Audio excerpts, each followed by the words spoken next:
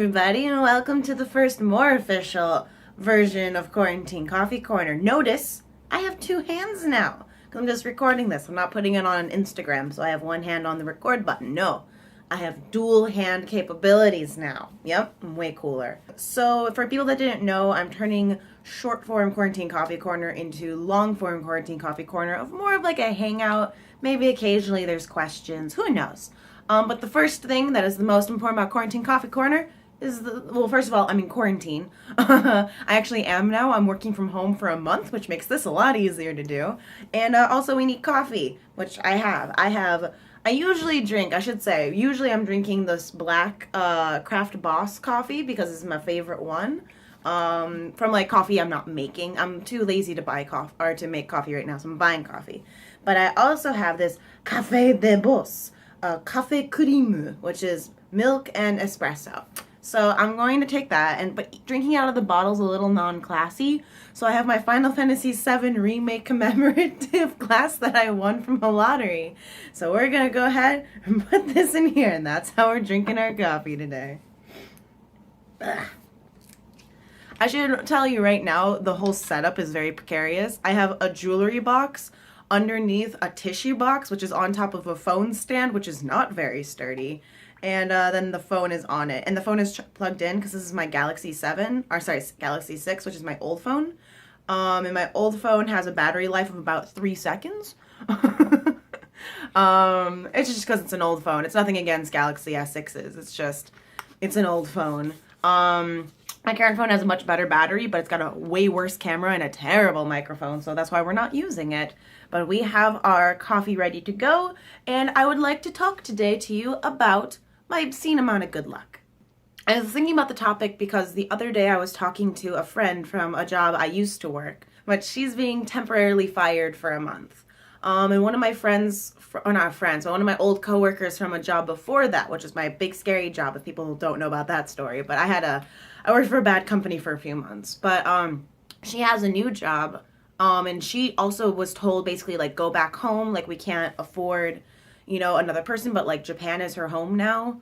So she's like, what am I supposed to do? I'm not gonna go back to America, but I need money for food and rent and blah blah blah. Like, what am I supposed to do? I know of quite a few people who are just leaving Japan because, the school year just ended. They're already kind of thinking about it.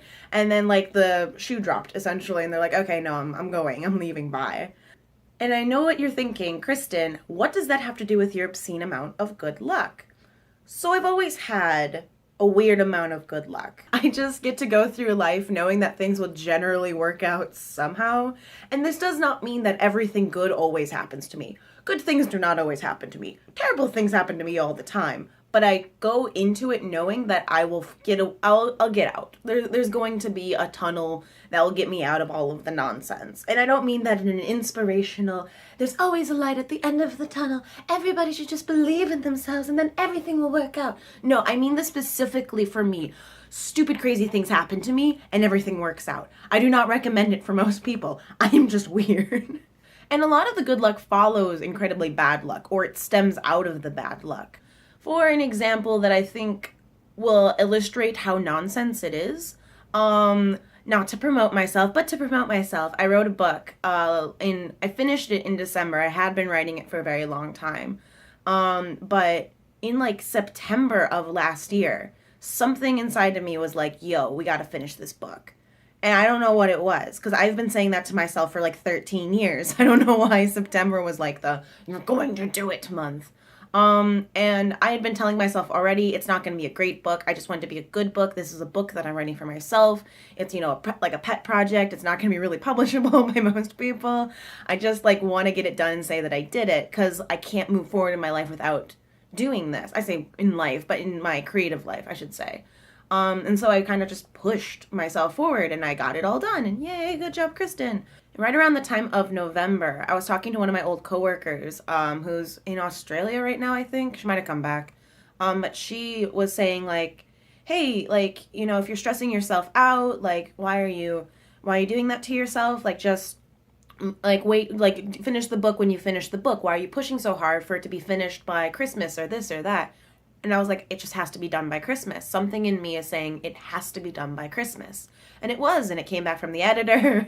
And, I got everything done. It's not perfect. It wasn't 100%, but it was done. And that was the point. And I got the ebook out first, which was the easiest. And then the next day I reformatted everything and I made a back cover, which is another story. Then I made the physical copy. Then I waited for that to ship out to me, which took a little while, but then it was finalized. I got it. I was like, yep, sure, it's a book. And I just said, sure, whatever. I read through it very quickly, but I, know the story already, and I didn't want to read it again, so I didn't. I regret that decision now. But I got the book out, and one of the first people to buy the book was my grandfather. And he... I think the book came out either the end of December or right at the beginning of January. I forget exactly when. But whenever the book came out, it ended up coming out just in time because my grandfather got the book, he read the book, he finished the book, and then maybe a week or a week and a half later, he died. So after literally all that time, I finished the book just in time for the one person who I know finishes books to actually finish the book. I didn't think he was going to read it. I didn't make it for my grandfather to read it. I wasn't like, oh, my grandfather's sick, I should try to finish this book. I did not think my grandfather was going to read that book, but he did. And he sent me a voicemail, which I keep on my phone, and occasionally I listen to it for motivation and to make myself cry. But that's what I mean about a ridiculous amount of good luck. Sometimes the universe in general is just like, hey, Kristen, do a thing. And I'm like, yeah, okay. Even if I typically wouldn't, or even if it kind of goes against my general personality to do a thing, right? I've been trying to write that story for years. I actively didn't do things on weekends. I should have done things because I'm like, no, I really need to write, and I haven't been writing, so I have to write. And then I wrote 2 sentences because I just can't make myself do it. And then September, it was like something took over me and finished the book. And is it a great book? No. But is it a finished book? Yes. I'm working on great books now. For anybody that got partway through the book and was like, Kristen, the beginning of the book I really liked writing. The end of the book I really liked writing. The ending middle of the book I liked writing. Basically, there's one chapter I did not like to write. And I only wrote it because otherwise the rest of the story wouldn't have made sense. It was the prom chapter. If anybody's ever read the prom chapter or has gotten to the prom chapter, it's my least favorite chapter. I did not enjoy that chapter. It's not the longest, which is great. The apartment's the longest. The first apartment scene is the longest.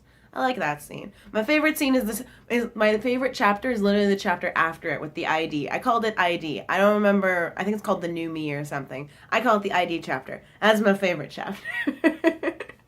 I had a lot of fun writing that.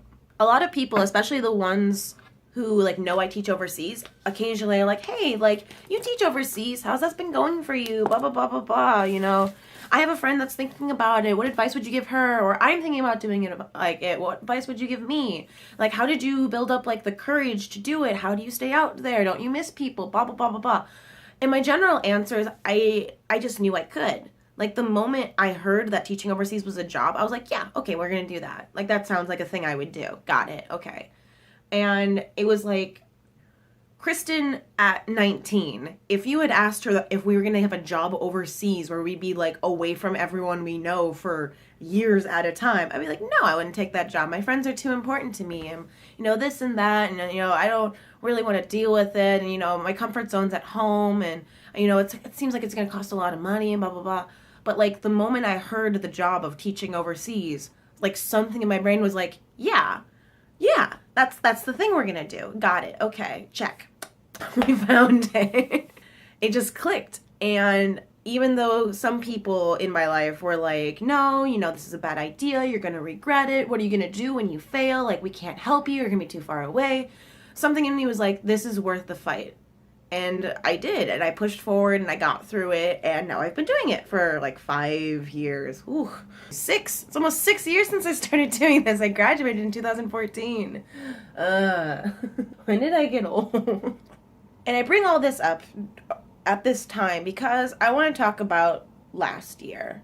So at the end of 2018, around October, some stuff went down at my work, and it was stuff that didn't really involve me per se. I had already kind of had my final straw with my last job.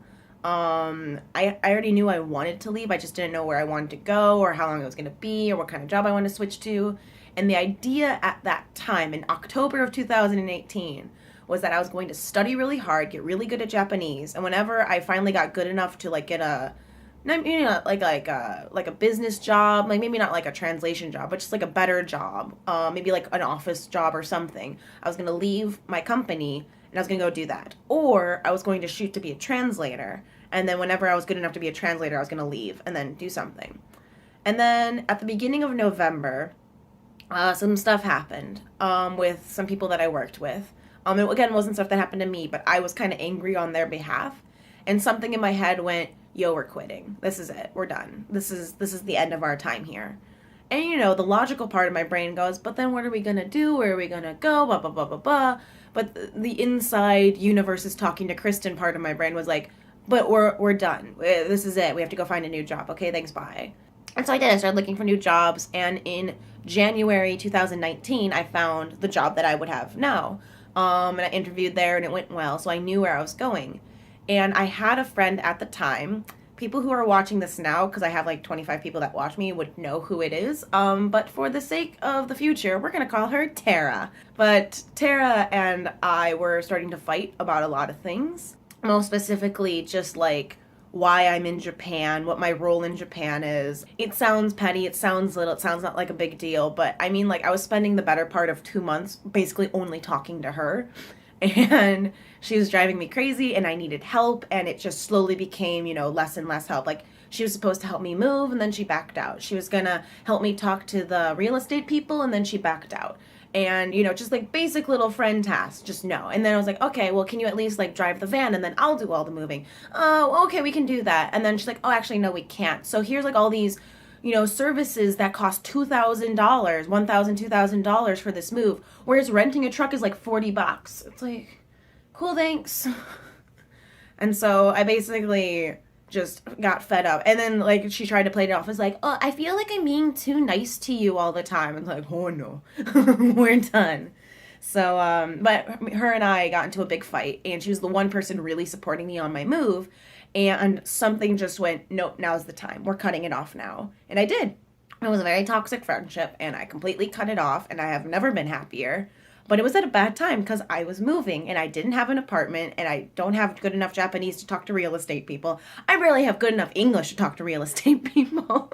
And something in me just said, like, I have to move. I have to leave. This isn't where I want to be anymore. And I did. And I'm far away from my friends. They're all up in like Omiya and Saitama. But, you know, I'm in Kanagawa right now. It's pretty far. It's not super far. We can meet up in Tokyo in like, you know, 30 minutes to an hour. But it's not close. I'm not close to my friends anymore. And I do regret that a little bit. And then this all goes down. And people are getting temporarily fired or really fired or being told to go back home or taking pay cuts. I've seen people reduced to part-time jobs from their full-time jobs. And then there's me. So I went into work yesterday. And now today I'm working from home. But yesterday I did go into the office. And I was told that they needed to talk to me about my contract. I had like a heart attack because I had heard about all my other friends, because I start work on Tuesday. So on Monday, like a bunch of this stuff was going down. So I was like on Monday hearing about all these people, you know, things were happening to them. So Tuesday I go in, I'm like, please, nothing happened to me. And they're like, we have to talk about your contract. I'm like, God damn it. So I go in, I said go in. I went into my classroom and they sat down with me and they handed me a contract. They're like, we have to renew your contract. I was like, oh, it's time for the new contract because I started in April of last year. Okay, cool. And they're like, also we're going to give you a raise. I'm like, okay. Everyone else is getting fired or laid off or getting pay cuts. I'm getting a raise and a new contract. Should I feel bad? No, I don't feel bad, by the way. And we're working from online right now because the school I'm at right now is like very technology based. So switching to online is not that difficult. So that's just what we're doing. We're just online now. Yeah. Easy fix. And we're going to be doing that for the next month. And I mean, like I said, I got a raise, a little bit of a raise. And then, you know, I'm fine. And we're going to come back. We're going to do some stuff. We have recordings to do. Like, I told my manager about it, that I was worried about that when they started talking about my contract. He's like, you thought we were going to fire you? I'm like, yeah, a bunch of people are getting laid off right now, especially the foreign staff, because we're expensive to keep around. And he's like, oh, no, we need you. I'm like, well, thank you. I mean, granted, I'm the only white person and native English speaker here. But, I still feel flattered that I'm needed. And that's basically the end of this story. Again, I wouldn't recommend everybody do this. I mean, if you do feel the universe calling for you to do a thing, I would say go do it, just in general. Because the universe generally knows what's up. But I also think that, like, the universe in general likes me. Maybe. Or it knows it owes me something for all this stupid eczema. But whatever happens, yeah, I just kind of listen to my gut and I get through things. And I definitely go through life knowing that things will work out. Is it a dangerous game to play? Yes. Has it worked out for me? Very much yes. So yay. And that's the end of this quarantine coffee corner because I have to get ready for work now because I have 30 minutes until I have my meeting and then I have like an hour before my first class. So I'm going to drink the rest of this coffee. I'm going to drink the rest of this coffee. And I also prepared these caramel macchiato koala cookies for me to eat during this segment, but then I ended up talking, and then eating and talking at the same time is a very bad manner, so that was probably a stupid idea. I also have another coffee candy that's in the other room. We're going to see how coffee candy is going to factor into this quarantine coffee corner. But until next time, which is whenever, yeah, this is the end of this segment. Thank you for coming. And please stay healthy. Okay, bye.